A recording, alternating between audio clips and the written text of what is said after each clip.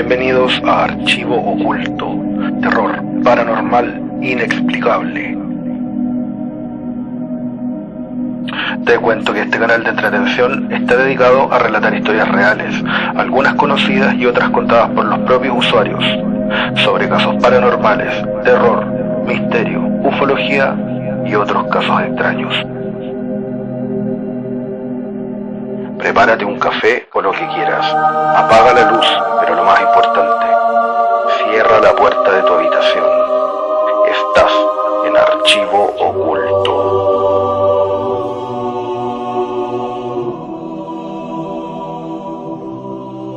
A lo largo de la historia hay hechos que simplemente no tienen explicación, como los milagros de Cristo relatados en el Nuevo Testamento, o como los de algunos santos y también de la Virgen María, Madre de Dios.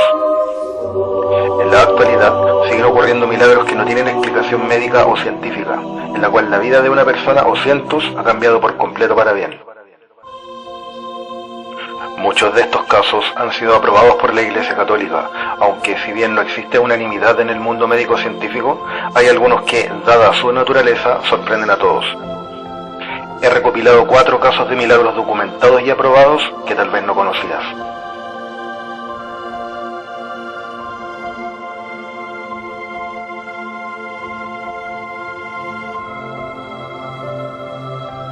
La siguiente historia se refiere a un milagro atribuido a la chilena Juana Enriqueta Josefina de los Sagrados Corazones Fernández Solar, de las Carmelitas Descalzas, conocida popularmente como Santa Teresa de los Andes, y canonizada el 21 de marzo de 1993 por el Papa Juan Pablo II.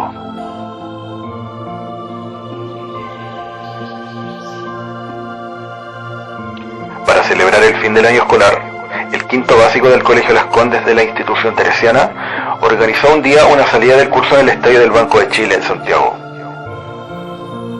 Al paseo fueron 23 niñas, acompañadas por 6 apoderadas del centro de padres del colegio. Marcelo Antunes Riveros era una de ellas. Tenía 11 años de edad cuando vivió una experiencia que marcaría su vida. A continuación, su relato. Fue el 7 de diciembre de 1988 en el Estadio del Banco de Chile. Creo que fuimos a ese paseo 23 alumnas.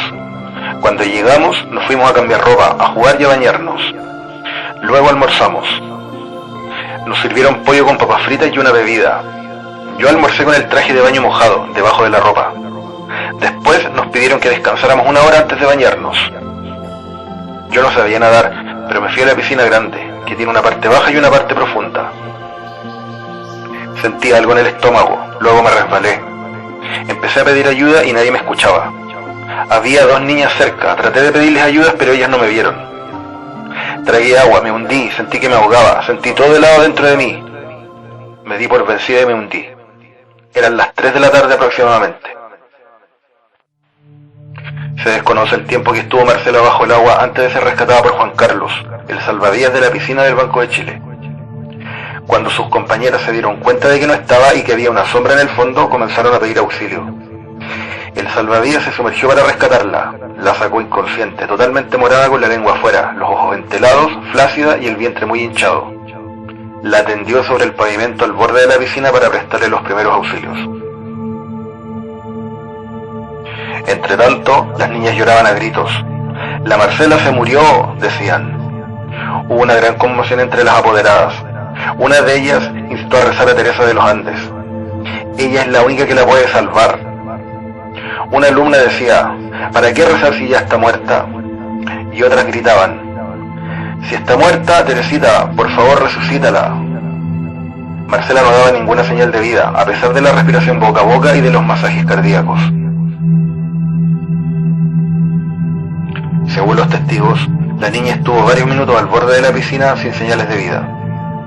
Por la desesperación, a nadie se le ocurrió llamar a una ambulancia. Mientras las niñas seguían rezando de rodillas pidiendo la intercesión de Teresa de los Andes, de pronto, por fin, Marcela emitió un sonido gutural, demostrando que el Señor había escuchado a Teresa. Pero luego volvió a caer en la inconsciencia. Llegó en ese estado a la clínica alemana cercana al lugar del accidente. En la ambulancia le suministraron oxígeno por primera vez. El equipo de la piscina estaba malo, El certificado de ingreso señala a las 15:34 horas asfixia por inmersión grave. El médico que le atendió en urgencia, el doctor Gabriel Muñoz, declaró en el proceso: yo he tenido la desgracia de recibir varios niños con asfixia por inmersión, y por el estado en que Marcela llegó, esperaba 2 o 3 días tormentosos. La falta de oxígeno por haber estado bajo el agua produce daño en los distintos órganos, en el cerebro, en los riñones, en el corazón, en el hígado. En los días siguientes se produce un edema cerebral, disfunción cardíaca, como si a uno le diera un infarto. Mal pronóstico le di cuando llegó. Si usted me pregunta mi impresión cuando llegó, mal pronóstico. Y si me pregunta mi impresión 12 horas después, excelente pronóstico. La comunidad médica no tiene explicación para este caso. Es la conclusión a la que llegaron por unanimidad los 5 médicos que la examinaron en Roma, en la Congregación para la Causa de los Santos, declarando su extranaturalidad. Por la intercesión de Teresa de los Andes, a quien se invocó desde el primer momento y se continuó invocando durante los 4 días que Marcela permaneció en la clínica alemana, solo por precaución, esta niña que en caso de vivir habría quedado en estado vegetal. Sin embargo, tuvo una recuperación rapidísima, completa y sin la menor secuela.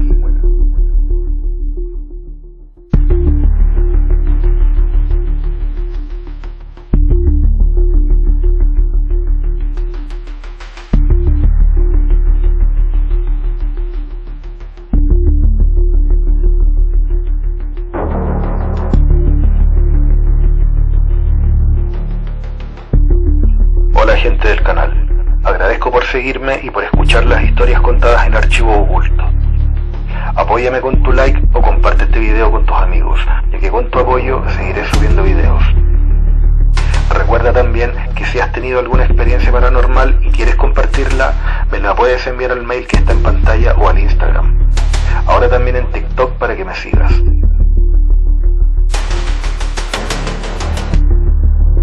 Prepárate un café o lo que quieras.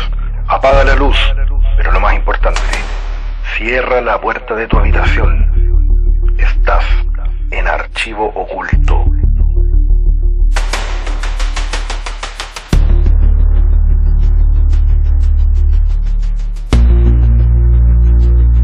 La Virgen de Guadalupe es una de las representaciones religiosas más importantes para México y también en Latinoamérica.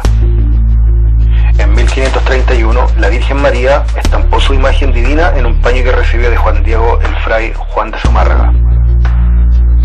Es tanta la devoción que cada año, el 12 de diciembre, asisten entre 15 y 20 millones de personas a la Basílica de Guadalupe para pedirle o agradecerle sus milagros. La fe del pueblo mexicano hacia la Morenita del Tepeyac, o llamada también como patrona de América, emperatriz de las Américas y la misionera celeste del Nuevo Mundo, lleva casi 500 años desde que ésta se le apareciera al indígena Juan Diego en la Nueva España, actual México. En el siglo XX, el paño con la imagen divina fue sometido a estudios científicos, revelando sorprendentes descubrimientos. Sin embargo, después de este increíble acontecimiento, ocurrieron otros milagros menos conocidos por la gente que fueron documentados en la época, que voy a relatar en este video. Luego de la aparición, días después, se construyó en el lugar una ermita o pequeño santuario, por lo que todo el pueblo organizó una procesión en Tlatelolco, con el fin de venerar a la imagen de la Virgen de Guadalupe y llevarla a su hogar en el Cerro Tepeyac. Ante esto, una tremenda cantidad de gente se hizo presente en el evento. Según crónicas de la época, un azteca, por querer llamar la atención, lanzó una flecha al aire, la que lamentablemente dio por accidente en una persona que estaba en la procesión. Dicen que la flecha atravesó su garganta, por lo que la persona cayó al suelo desangrándose y a los pocos minutos murió. Las personas estaban impactadas, no supieron qué hacer, así que llevaron el cuerpo del hombre a la imagen de la Virgen venerada, y dicen que de pronto ocurrió un milagro increíble. El hombre revivió. Retiraron la flecha de su garganta y no quedó ninguna señal de la herida. A este evento sobrenatural se le conoce como el milagro de la flecha. Otro milagro atribuido a la Virgen de Guadalupe ocurrió años después, en 1555. Cuentan que un joven iba montando su caballo cuando este de un momento a otro se desbocó y se fue corriendo a gran velocidad directamente hacia el Tepeyac. Resulta que el caballo estaba fuera de control y estaba a punto de provocar una desgracia, por lo que el desesperado joven comenzó a encomendarse a la Virgen de Guadalupe, hasta que de pronto apareció una tenue luz blanca y la Madre de Cristo se apareció frente a él. Dicen que el caballo se amansó y que incluso se inclinó ante ella. Desde ese día se le conoce como el milagro del caballo desbocado.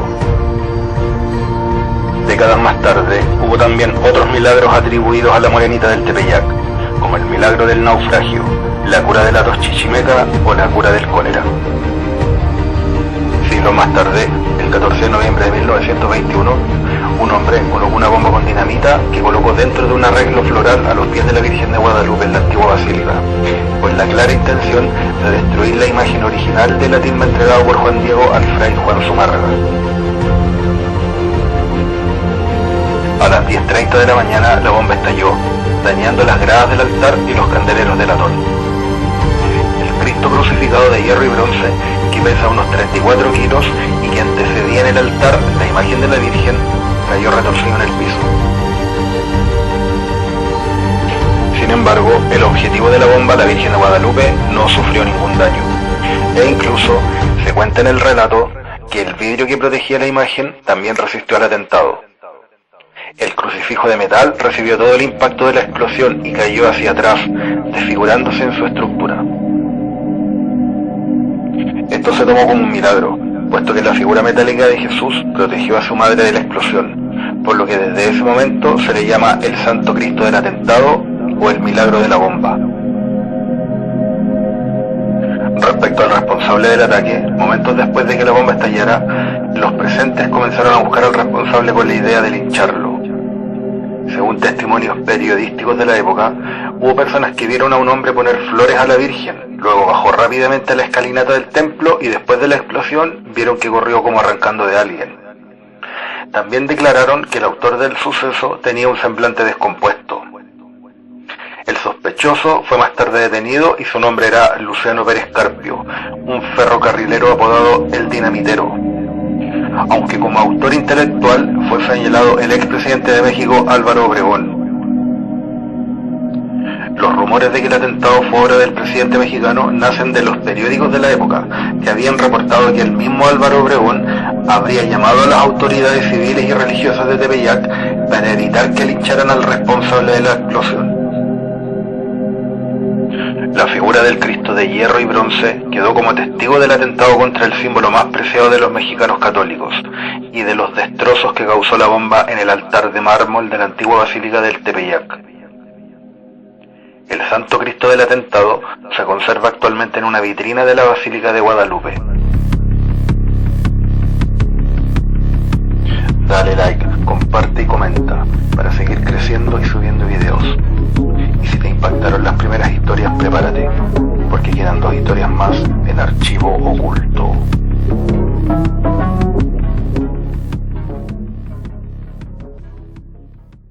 Si buscas en Google Milagro número 68, te aparecerá el caso de la hermana Luigina Traverso, una monja salesiana que presentaba una parálisis general, conocida en medicina como lumbociática paralizante, la cual le provocaba rigidez y movilidad reducida, además de dolor en las extremidades y columna.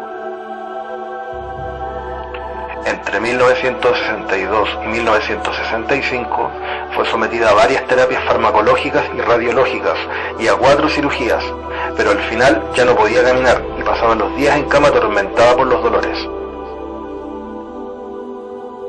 En julio del año 1965 se llevó a cabo una peregrinación hacia el santuario de Lourdes.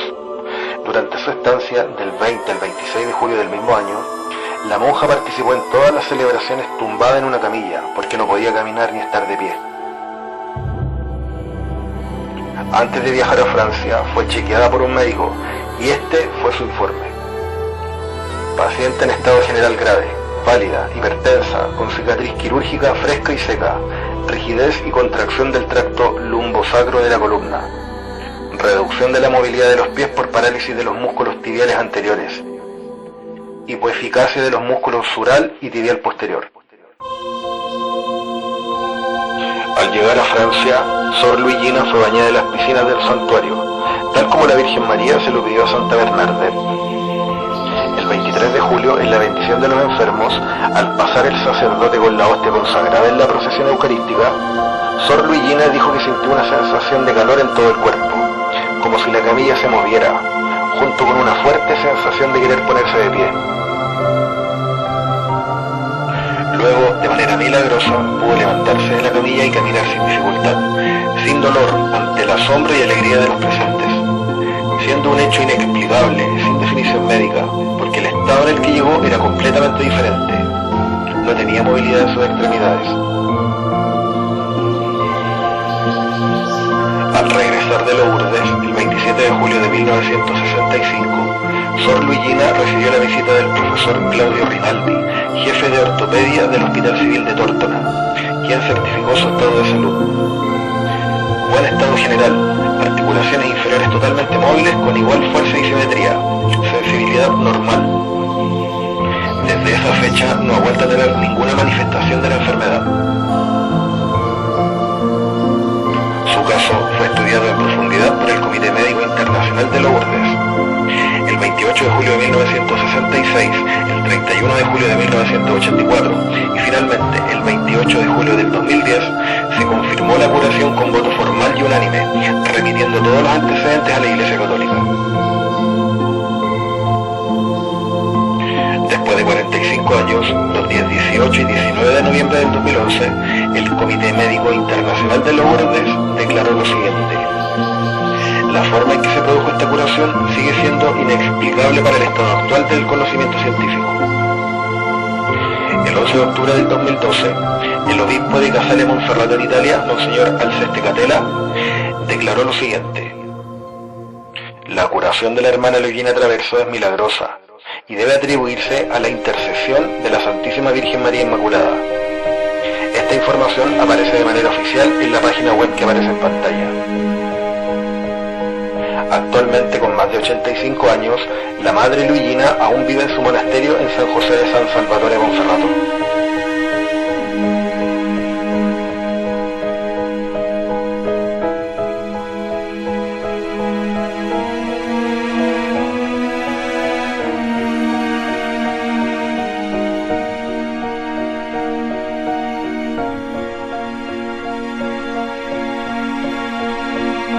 Los dejo con el último caso de la noche.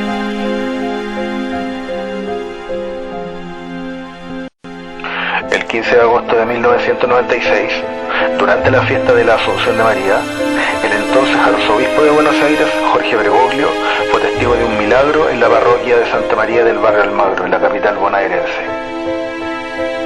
Luego de la Santa Misa, una mujer se acercó al padre Alejandro Pérez para informarle que había encontrado una hostia profanada junto al candelabro en la parte trasera de la iglesia. El sacerdote siguió la ley canónica para deshacerse de ella, poniéndola en un vaso de agua para que se disolviera. Sin embargo, la hostia se convirtió en un trozo de carne ensangrentada. La colocaron en un sagrario y al cabo de 3 años, como no había signos visibles de descomposición, se abrió una investigación. El 5 de octubre de 1999, el científico Ricardo Castañón Gómez, encargado de la investigación, envió en presencia de testigos una muestra de sangre al Forensic Analytical de San Francisco, Estados Unidos. Además, para no influenciarlos en modo alguno, no se le dijo a los científicos de dónde procedía la muestra. El resultado fue que se trataba de sangre humana, del grupo AB positivo.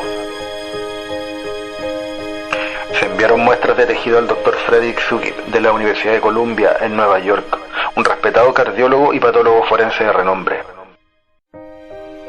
Sus resultados, salidos a la luz el 26 de marzo del 2005, identificaron la muestra como carne y sangre humana. Sukip declaró que se trataba de un fragmento de músculo cardíaco que se encuentra en la pared del ventrículo izquierdo cerca de las válvulas. Dado que los glóbulos blancos habían penetrado en el tejido, declaró: el corazón había estado sometido a una fuerte tensión, como si el propietario hubiera recibido un fuerte golpe en el pecho, dijo Sukip. Mike Willais, un conocido periodista australiano, fue testigo de estas pruebas. Willais preguntó al científico cuánto tiempo pueden permanecer vivos los glóbulos blancos de un trozo de tejido humano conservado en agua. Sukip les dijo: en cuestión de minutos deberían desaparecer. Cuando se enteró de que ese trozo de corazón llevaba más de 3 años en el agua, Sukip se asombró y dijo lo siguiente: las células de la muestra se movían y latían como lo haría un corazón vivo, por lo que no había forma de explicar científicamente sus hallazgos. Es completamente imposible científicamente que se hubiera mantenido en agua conservando sus células con vida, dijo el doctor. Por otro lado, el resto de los científicos que no fueron informados del origen de la muestra coincidieron con el doctor Sukip. Mostraron que la hostia se había transformado en una parte del ventrículo izquierdo del músculo del corazón de una persona de aproximadamente 30 años, cuya sangre era del grupo AB y que había sufrido mucho al morir. Con toda seguridad había sido maltratado y golpeado. También concluyeron que las características de la sangre del Milagro de Buenos Aires resultaban coincidentes con las de la sangre de la Sábana Santa de Turín, del Santo Sudario de Oviedo y de la también hostia sangrante del Milagro del Anciano en Italia. Además, afirmaron lo siguiente: las muestras corresponden a la misma persona que nació y vivió en Medio Oriente, que la carne es actualmente un tejido que está vivo a pesar de los años. Lo otro impactante de este caso tiene relación con el encargado de la investigación inicial, el científico Ricardo Castañón Gómez. Su trayectoria es descrita en la web como un científico mexicano nacido en la Ciudad de México en 1955. Es doctor en psicología, con maestrías en psicología clínica y salud mental. Se especializó en medicina psicosomática, neuropsicofisiología cognitiva y bioquímica. Durante más de 20 años, el doctor Castañón trabajó como investigador y profesor en universidades de México y Estados Unidos. Este respetado hombre de ciencia se consideraba ateo, pero en 1996, desde que presenció el milagro atribuido al Hijo de Dios, se convirtió al catolicismo. Además, las investigaciones del doctor Castañón fueron aprobadas por la Iglesia Católica.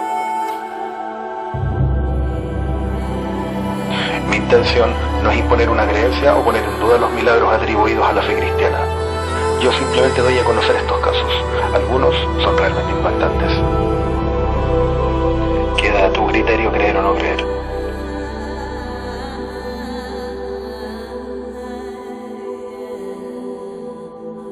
Archivo oculto. Terror paranormal. Inexplicable.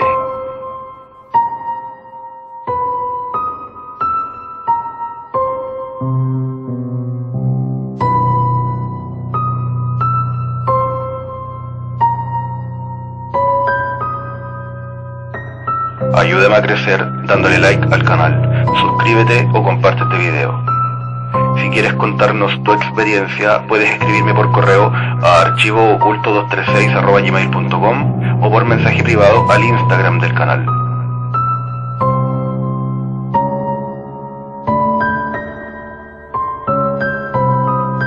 Atentos, que iré subiendo videos los días domingo. También deja tu comentario en cada video para poder conocer tu opinión.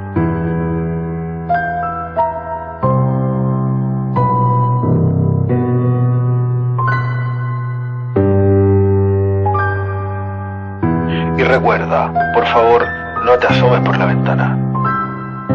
Que alguien te mira en la oscuridad.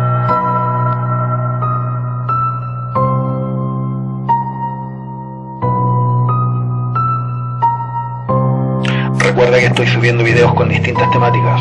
Este es el último podcast de un total de 7 volúmenes. Iré subiendo videos sobre cada volumen y también subiré más historias de terror que me enviaron algunos suscriptores. Atentos, pronto subiré nuevos relatos.